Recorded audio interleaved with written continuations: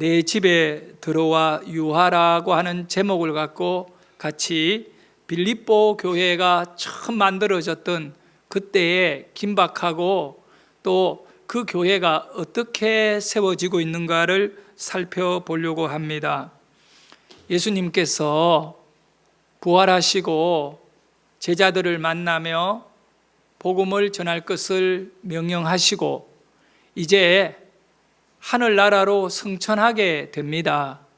하늘에 승천하시면서 제자들에게 딱 한 가지를 부탁했습니다. 너희들은 흩어지지 말고 한 곳에 모여서 내가 너희들에게 성령을 보내어 줄 것이니 기도에 온전히 힘써라. 성령을 받지 않고는 내 사역, 내 비전을 이룰 수가 없다. 이렇게 말씀하셨습니다. 예수님이 하늘로 승천할 때 약 500명 가까이 되는 사람들이 이 예수님의 승천의 장면을 바라보며 있었습니다.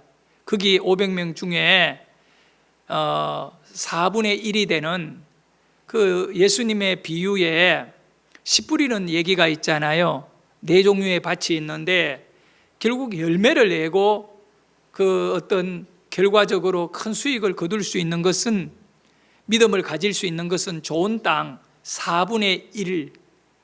우리나라도 정말 5천만 가운데에 약 1200만 명이 이렇든 저렇든 기독교와 관련된 신앙을 갖고 있어요. 그래서 4분의 1. 이 4분의 1의 숫자는 굉장히 중요한 것 같아요. 500명이 주님의 약속을 받았는데 그 중에 4분의 1이 되는 120명이 마가의 집에 모여가지고 밤낮 주야로 주님 말씀하신 대로 흩어지지 말고 모여서 기도해라. 성령을 보내어 주겠다. 너희들이 성령을 받기 전에는 그 어떤 것도 할 수가 없다. 거기 모여서 기도했던 사람들이 120명입니다. 하루가 지나고 3일이 지나고 5일이 지나고 일주일이 지났습니다. 아무 일도 일어나지 않았습니다. 그런데 그들은 그런 가운데에 불평 한마디 하지 않고 끝까지 기도하면서 아침에도 낮에도 저녁에도 밤에도 성령을 보내어 달라고, 우리 주님께서 보내어 준다고 약속했기 때문에 그들은 기도하며 기다렸습니다. 10일이 되었는데 그날에 놀라운 역사가 일어났습니다. 그때가 바로 오순절 날이었습니다. 사도행전 2장 2절에서 4절에 보면 그날 이루어졌던 그 내용을 아주 상세하게 구체적으로 잘 기록해 두었습니다. 우리 한번 읽어보도록 합니다.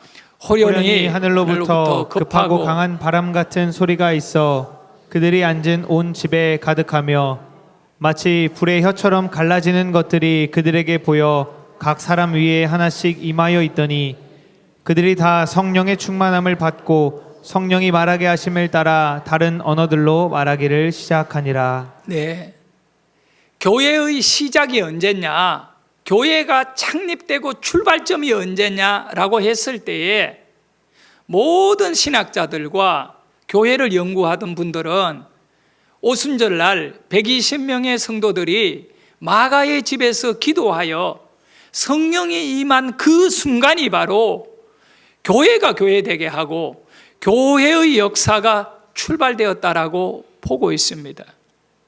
교회가 태어난 날, 교회가 시작한 날이 바로 오순절 성령에 임한 그 순간입니다. 왜 그러냐면 교회는 큰 능력을 갖고 있습니다. 세상을 구원하고 사람을 살려내는 이 엄청난 파워, 교회는 힘을 갖고 있는데 그 힘이 바로 성령이 부어지는 것입니다. 그렇기 때문에 성령의 임재, 성령 충만이 없는 교회는 온전한 교회가 아닙니다. 건물도 교회고 이름도 교회고 사람도 모인다 하더라도 거기에 성령이 역사하지 아니하고 성령의 능력이 없다면 그것은 교회가 아닙니다. 교회라고 하는 단어는 헬라어로 에클레시아입니다. 에크는 밖으로라고 하는 의미입니다. 세상에서 밖으로 불러내어 모여든 사람이 공동체가 바로 교회인 겁니다. 그렇기 때문에 하나님께서는 바로 모아가지고 공동체로 만들어진 이 사람이 교회이기 때문에 교회의 공동체는 무엇으로 이루어져 있느냐? 딱 하나, 성령으로 이루어져 있어요. 에베소서 4장 3절에 보면 그 이유를 정확하게 설명해 주고 있습니다. 같이 읽어보도록 하겠습니다. 평안에 매는 줄로 성령이 하나 되게 하신 것을 힘써 지켜라. 여기 성령의 하나 되게 한 것이 뭡니까? 성령의 하나 되게 한 것은 교회입니다. 교회. 왜 그러냐면 120명이 마가의 집에 모여가 기도할 때에는 이 120명이라고 하는 사람의 다 입장이 있어요. 자기 생각이 있고 자기 계획이 있고 나름대로 자기 인생에 대한 꿈이 있다고요. 그런데 우리 예수님은 그 모든 것을 다 내려놓고 자기 생각이나 자기 계획이나 자기의 그 어떤 바쁘고 또 해야 할 일들 다 뒤로 미루어 놓고 뭐 하라고요? 오직 성령을 받도록 너희들은 120명이 하나의 목적, 성령 받자, 성령 주십시오. 이 성령을 받기를 모여가지고 기도해라 그랬거든요. 그래서 성도들을 하나 되게 한 것이 뭐냐 하면 성령의 충만함입니다. 에베소서 4장 3절의 이 말씀은 성령이 하나 되게 한 것, 바로 교회를 지키는 것은 성도가 하나 되는 원리인 겁니다. 우리에게 있어서 성령으로 충만하지 아니한다면 우리는 뿔뿔이 마음이 나누어질 거고 교회의 공동체를 세울 수가 없습니다. 바울은 바로 이 사실을 너무나 잘 알고 있습니다. 바로 교회라고 하는 것은 어디에서 오느냐? 성령으로 하나 되게 하는 그 역사로 이루어진다는 사실을 명확하게 하였습니다. 바울은 전도를 통하여 수많은 교회를 세운 위대한 그런 영적 사역의 인물입니다. 그는 아시아를 다니면서 정말 많은 교회를 세웠습니다. 그 아시아라고 말하는 것은 소아시아, 터키, 지금 터키의 지역을 의미합니다. 그런데 어느 날 하나님께서 바울에게 환상을 보여줍니다. 밤에 이 꿈을 통하여 환상을 보았습니다. 마게도냐 지방에 있는 그 지역에 옷을 입은 사람이, 그냥 어느 지역의 사람이냐 했을 때 그 옷을 어느 지역의 옷을 입고 있느냐, 그것이 이제 그 사람을 분별할 수 있는 모양이겠죠. 바울이 본 환상은 마게도냐 지역의 사람인데 그 옷을 입고 있는데 손짓하여 바울에게 이렇게 환상 중에 얘기합니다. 건너와서 우리를 도와주라, 우리를 도와주라. 바울이 도울 수 있는 것이 무엇이겠습니까? 그것은 바로 영혼을 구원하고 복음을 전하는 일이 바울이 도와주는 최고의 일이고 가장 가치 있는 일인 줄 믿습니다.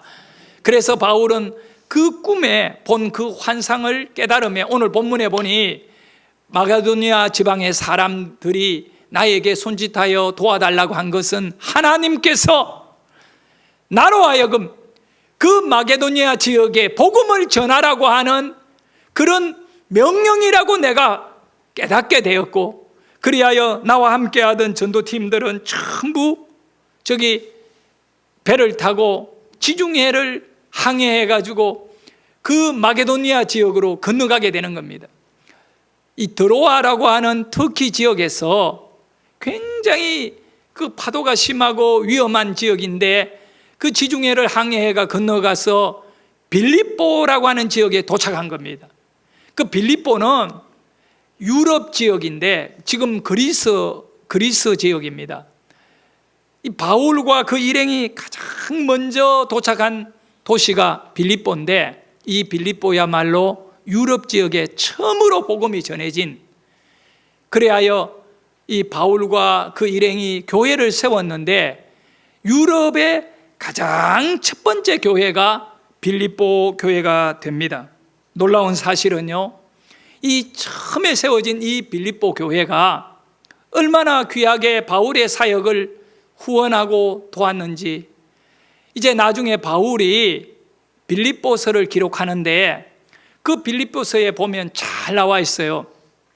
바울은 복음을 전하다가 죄수의 몸으로 로마에 가서 재판을 받게 됩니다. 일반적으로 로마 시민권이 아니면 바로 어두운 감옥에 철장 속에 가두어 놓고 재판을 진행하지만, 로마 시민권을 가진 사람은 형이 확정되기 전에 재판 도중에는 그래도 그 감옥이 아닌 가택에 연금을 하여, 그러니까 지역을 딱 정해놓고 이 지역은 벗어나면 안 됩니다. 만약에 그 지역을 벗어나게 되면 가중치를 가합니다. 그래서 더 엄하게 다스리기 때문에 바울은 자유의 몸을 누리면서 특정히 정해진 그 지역에서 머물면서 이렇게 재판을 받을 수 있었습니다. 바울이 최종 재판은 누구에게 받느냐 하면 로마 황제 앞에 받게 되는 겁니다. 그때 바울이 어떤 활동을 잘 못하고 제약된 상태에 있을 때 빌립보 교회는 교인들에게 헌금을 다 거두어 가지고 그 거두어진 헌금을 에바브로디도라고 하는 빌립보 교회의 믿음 좋은 분에게 이렇게 줘서, 에바브로디도가 그 빌립보 교회에서 로마, 그 지금 이탈리아입니다. 로마는 그 로마에 있는 바울의 그 머물고 있는 가택이 연금된 거기에 가서 그 돈을 전달하고, 이제 바울이 여러 가지로 필요할 것 아닙니까? 집을 얻어야 되고, 바울과 함께하는 사람들이 뭐 먹고 살아야 되고, 또 복음을 전하다 보면 구제비도 필요하고, 이렇게 할 수 있도록 유럽에 참 전도하여 세운 이 빌립보 교회 성도들이 바울의 사역을 위해서 헌금을 얼마나 열심히 했는지 몰라요. 그리고 에바브로디도가 그 돈을 가지고 로마로 갔습니다. 그런데 그 머나먼 길을 가다 보니 에바브로디도가 여러 가지 어려움을 당하게 됩니다. 그리고 바울에게 도착했을 때에는 거의 죽기 직전에 몸 상태가 중환자가 되어 있었습니다. 그래서 바울이 너무 어려웠던 거예요. 왜냐하면 나를 위하여 도우려 오다가 한 젊은이가 죽게 되었으니까. 이러한 상황이 빌립보 교회에 알려지게 되는 겁니다. 우리가 보냈던 에바브로디도가 지금 위독한 가운데 있다, 이 소식을 들었을 때 빌립보 교인들이 전부 근심하면서 에바브로디도의 건강 회복을 위하여 간절히 기도하고 있었습니다. 근데 빌립보서를 읽어보면 그런 내용이 나옵니다. 하나님께서 큰 은혜를 줘가지고 나의 근심과 너희들의 모든 그 염려를 하나님이 들으시고 에바브로디도를 치료해 주셔가지고 이제 건강하게 회복되어 너희들에게 그 기쁜 소식을 전하기 위하여 빌립보서를 내가 서서 에바브로디도의 손에 들려가지고 다시 너희들에게 돌려보낸다. 이 빌립보서는요, 큰 기쁨에 정말 그들이 기도하고 했던 그 모든 문제가 해결된 그 사실을 함께 누리는 그런 편지이기도 합니다. 우리 같이 한번 읽어볼 말씀은 빌립보 4장 18절입니다. 같이 읽겠습니다. 시작. 내게는 모든 것이 있고 또 풍부한지라 에바브로디도 편에 너희가 준 것을 받음으로 내가 풍족하니 이는 받으실 만한 향기로운 제물이요 하나님을 기쁘시게 한 것이라. 바울이 하나님께서 자기에게 보여준 환상을 통하여 이것은 하나님이 교회를 유럽에다가 세우라고 하는 명령이다고 여기고, 정말 빌립보에 가서 열심히 복음을 전해 교회를 개척해 놓았더니 나중에 그 교회가 바울을 위해서 엄청 헌신하고 귀하게 이렇게 세워졌던 것을 알게 됩니다. 그러면 빌립보 교회는 어떤 교회인가? 여기에 대한 질문을 던져보면 답은 딱 하나입니다. 이 빌립보 교회는 유럽에 세워진 첫 번째 교회이다. 첫째. 얼마나 의미 있습니까, 여러분? 그 유럽이라고 하는 이 어마어마한 대륙에 나중에는 다 예수 믿는 사람들로 이렇게 전도가 되는 큰 은혜가 임하는데 그 첫 번째 마을 도시가 바로 빌립보입니다. 그래, 빌립보는 큰 의미가 있죠. 이 빌립보 교회를 통하여 이루어졌던 그 일들을 보면서 이 첫 번째 교회였던 빌립보 교회가 사도 바울의 사역에 큰 힘이 되었다는 것을 우리가 이제 빌립보서를 통하여 알게 되었잖아요. 그러면 우리 대한민국, 우리가 살고 있는, 그리고 지금 안양에 새안양 교회가 있을 뿐만 아니라 수많은 교회들이 이 안양에 300개 가까이 되는 교회가 이 안양에 있습니다. 그렇다면 우리 한반도에, 이 대한민국에는 첫 번째 교회가 어떤 교회일까? 공식적으로 세워진 첫 번째 교회가 어떤 교회일까? 여러분, 교회는 하나 되게 하는 이 힘이 뭐라고 그랬지요? 하나 되게 하는 평안의 줄이 뭐라고 했죠? 성령입니다. 성령. 그 교회는 바로 소래교회입니다. 소래교회는 1883년에 서상륜이라고 하는 분이 개척을 했어요. 평신도가 전도를 하고 자기 가족을 중심으로, 처가 식구들을 중심으로 이렇게 처가 동네에서 개척을 했어요. 왜? 자기 고향에는 못 가요. 자기는 이미 국경을 넘을 때 예수 믿는 사람으로 리스트에 올려가지고 서상륜을 체포하라고 하는 관하에 어떤 명령이 떨어져 있는 수배자였습니다. 그래서 서상륜은 고향으로 가지 못하고 처가 동네인 바로 황해도, 장현군, 그리고 대구면 송천리 안에 있는 소래마을에, 조그마한 동네 소래마을에다가 이제 처가 식구들을 중심으로 전도를 시작한 그 김씨 집안인데, 그 김씨 집안을 중심으로 전도를 시작하게 되는 겁니다. 교회가 세워지기 전에 이 서상륜은 한 사람 두 사람 이렇게 만나서 복음 전해서 성경 공부를 한 20명 정도를 모으게 되는 겁니다. 매일매일 말씀을 가르치고 그들에게 기도를 하고 그렇게 예배를 드렸던 거예요.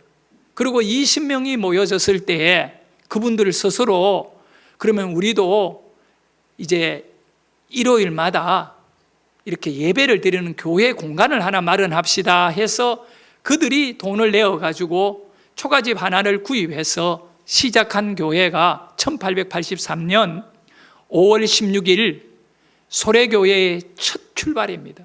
그런데 서상륜 씨가 어떻게 이렇게 교회를 세우게 됐느냐? 신학교도 안 나오고 이랬는데 그가 1878년에 저 만주 심양 지역에 가서 인삼 장사를 하게 됩니다. 근데 몸에 열이 나고 장티푸스로 죽게 된 거예요. 위독하게 된 거죠. 정말 치료의 방법이 없고 이제 임종 위기가 되었는데 마침 그때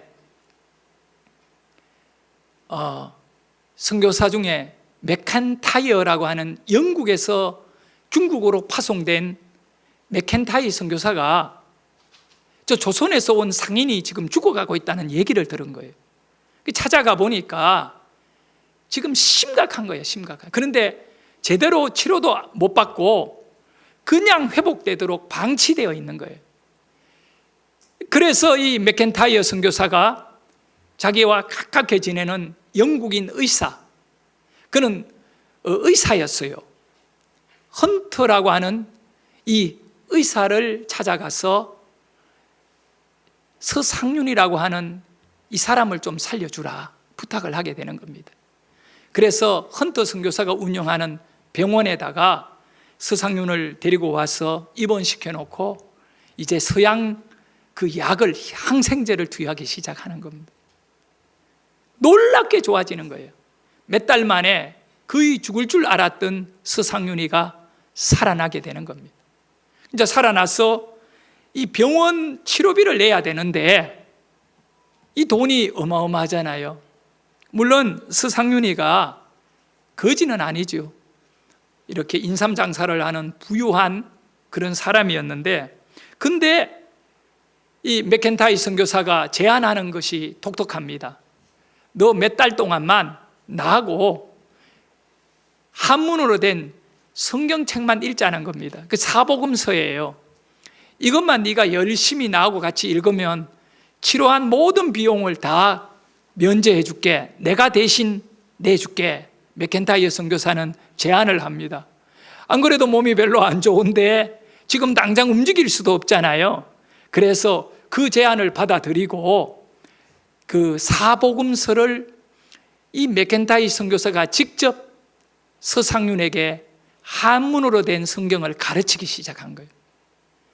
그가 그 성경을 읽고 성경을 배운 다음에 미치도록 인생에 대한 새로운 비전을 가지게 되는 겁니다. 이야, 이 하나님이 계셨고 그분이 그의 독생자를 우리에게 보내주셨는데 이 조선 땅에 있는 사람들은 아무도 모른다는 사실입니다. 그래서 그는 고향으로 돌아가지 아니하고 그곳에 머물면서 이 맥켄다이 선교사를 도와가면서 거의 집사와 비슷하게 일하면서 영어를 배우기 시작하는 겁니다. 그렇게 몇 년을 머물면서 성경을 배우면서 지내다가 1882년도에 그가 1878년도에 몸이 아팠어요. 82년이 되었으니 만 4년이 된 거예요. 한 4년 정도 선교사 밑에 있다가 스스로 맥켄다이 선교사에게 요청하게 되는 겁니다. 나에게 세례를 주십시오. 그 당시에 세례를 받는다는 것은요, 뭘 의미하느냐 하면 나는 예수를 위해 죽기로 작정합니다. 조선 사람들은 예수를 믿으면 안 되었습니다. 흥성대원군을 중심으로 하여 세국 정체를 펼쳤기 때문에 예수 믿는 사람은 다 색출해가지고 단두대에 올려서 목을 잘라 죽일 때였습니다. 저게 한강변에 가면 그 절두산이라고 있습니다. 그 절두가 뭐냐면 머리를 절단했다는 것입니다. 그 순교지가 있습니다. 얼마나 많은 사람의 목을 잘라가 강물 한강에 던졌는지 몰라요.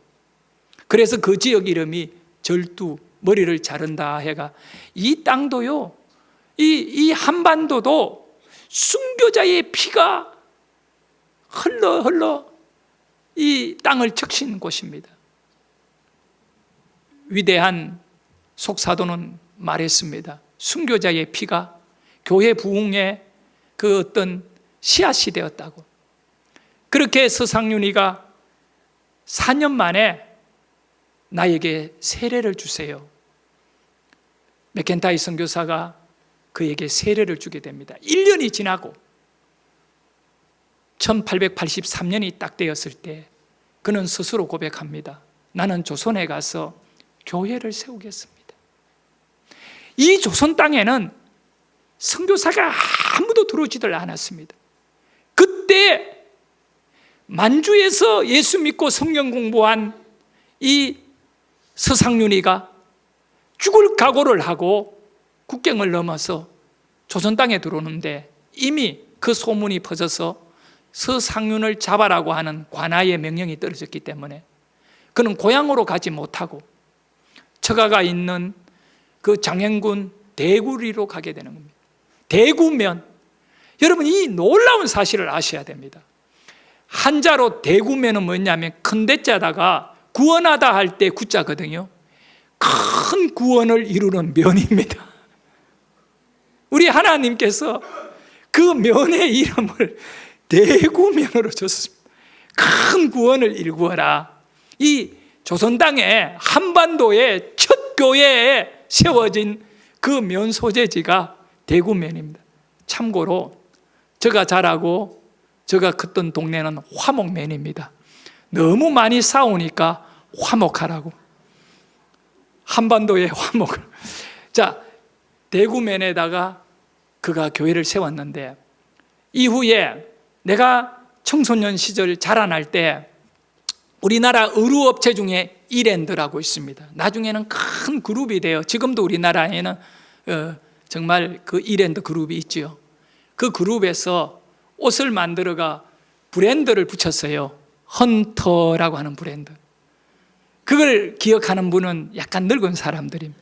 요즘 젊은 사람은 헌터를 몰라요. 헌터 기억해요? 그거 잘 모르면, 또 나이 들었는데 모르면 패션에 감각이 없는 사람이에요.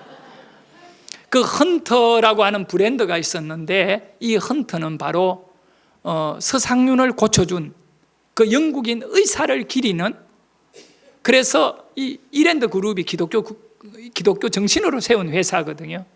그래서 그때 그 우리나라의 첫 교회를 세운 서상윤을 고쳐준 그 의사의 이름을 따가지고 헌터하는 브랜드를 만들어가 그 회사가 옷이 불티나게 팔렸지요.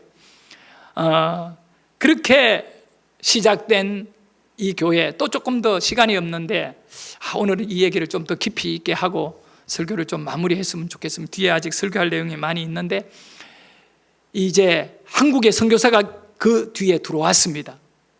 언더우드 선교사가 서울에서 사역을 하고 있는데 소문이 들려요. 그리고 예수 믿는 사람이 언더우드를 찾아온 거야. 그 너 누구냐고 물어보니까 나는 소래교회 성도입니다 라고 얘기하는 거예요. 왜냐, 소래교회 성도들이 예수 믿고 그렇게 하는 가운데에 그 소래교회가 학교를 세웠어요. 해서 제1학교라고. 그러니까 민족의 이 어떤 이걸 정신을 깨운다고 해가 학교를 세웠는데, 그때 학교가 없는 시대라 많은 사람들이 그 해서 제1학교에 공부하러 막 몰려온 거예요.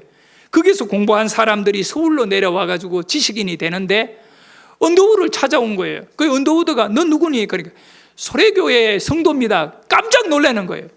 아니, 내가 이 땅에 첫 선교사인데 어떻게 교회가 있느냐?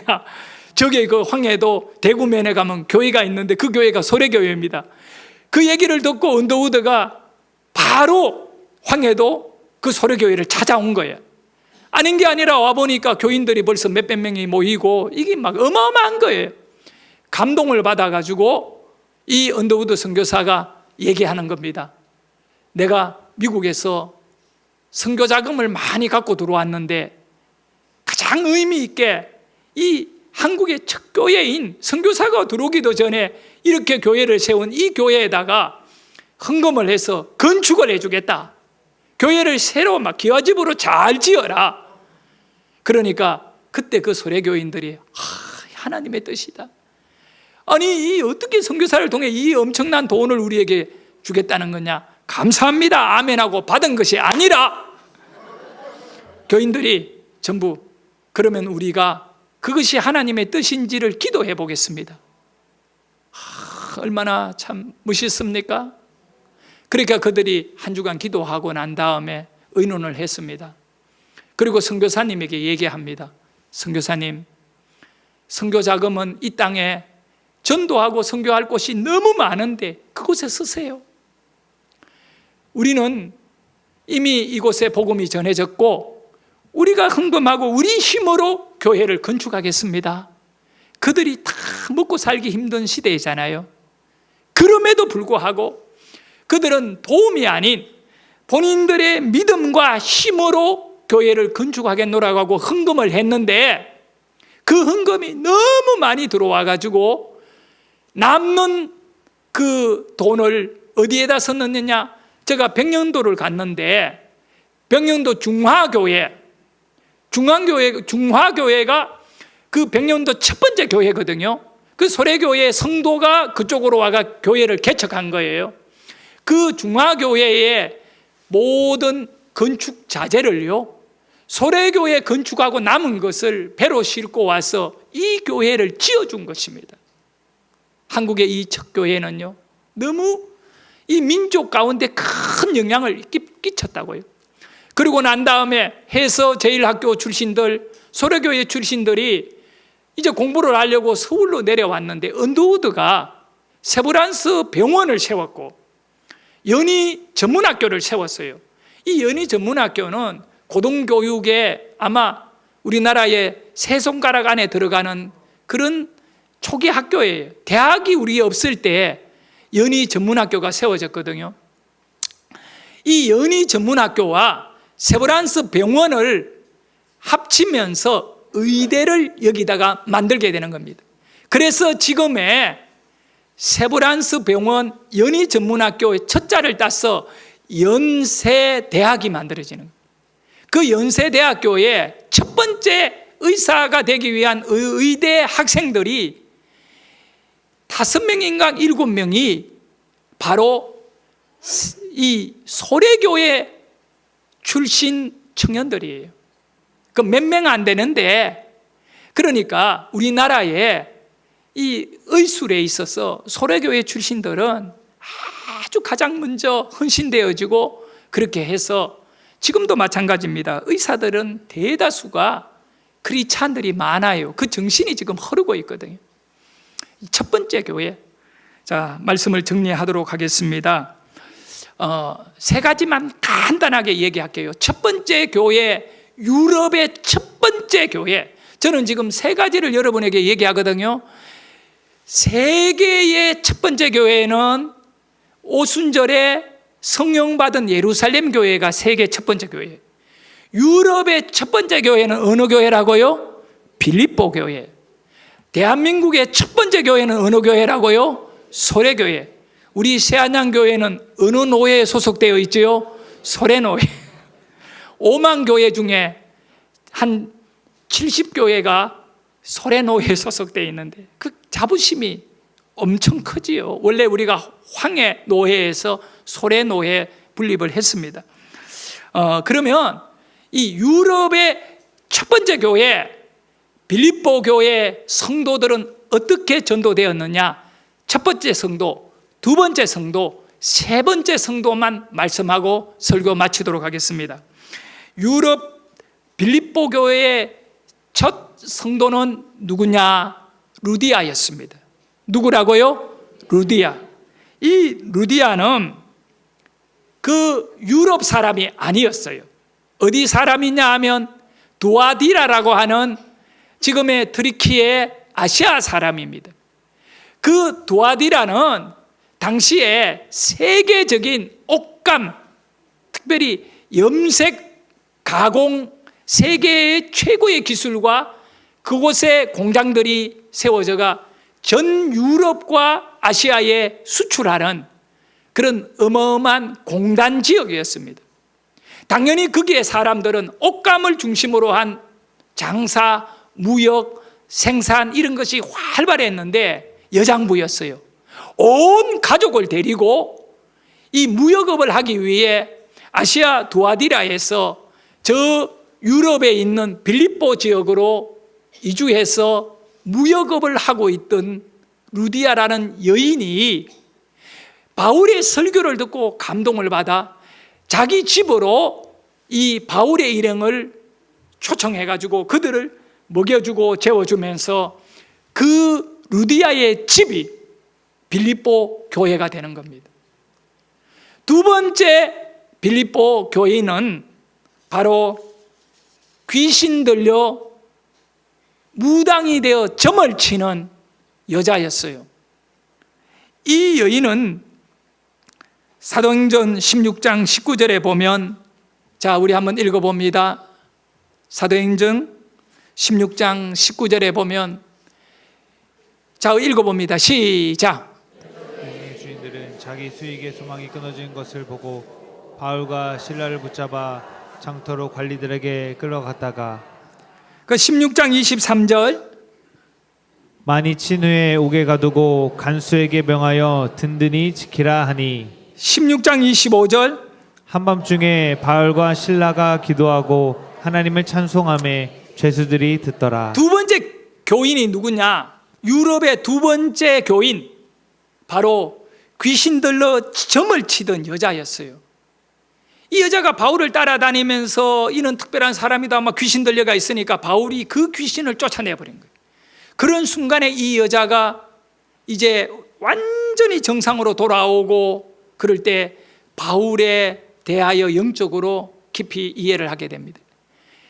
그러니까 이 여자가 점을 쳐서 돈을 벌어야 그 주인에게 주는데 이 주인이 보는 때에는 이가 예수를 믿어버리고 귀신이 떠나버리니까 자기에게 수익이 끊어진 것을 억울하니까 바울과 실라를 이렇게 관아에다가 고발해가지고 이렇게 가두었는데 많이 때리고 그렇게 해서 가두었어요. 그날 밤에 바울과 실라는 하나님께 감사하며 기도하고 찬양했던 겁니다.